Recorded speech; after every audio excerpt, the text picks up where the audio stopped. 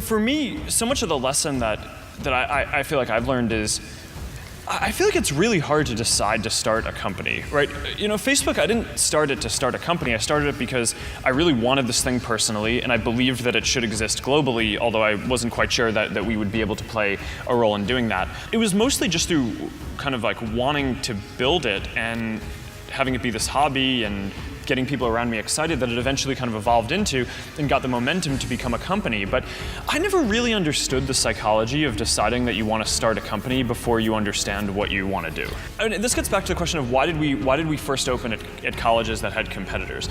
I have this big fear, I think, of getting locked into doing things that aren't actually the most impactful things. And to me, this is like the trait that entrepreneurs have, is they just have this like laser-like ability to go find where they can have the most impact. And when you take on a new project, especially if you hire people or start a company, you're doing that project. And I mean, there are obviously different ways that it can exit and all that, but I think having the flexibility to explore a lot of different things, which you can do when you're in college, which is one of the amazing things about being in college, is you can work on all these hobbies and code a lot of stuff and try a lot of different things.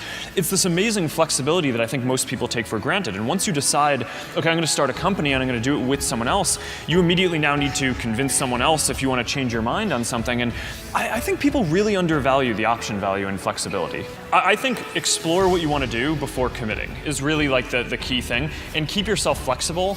No, I think that's.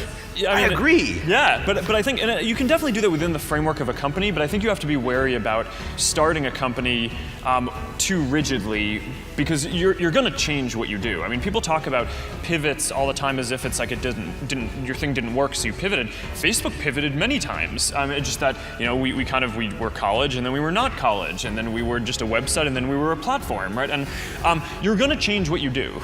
There's another word for the kind of pivots you were talking about: expansions. Well, right? That's not what people usually mean by pivoting. Well, flexibility. Yeah.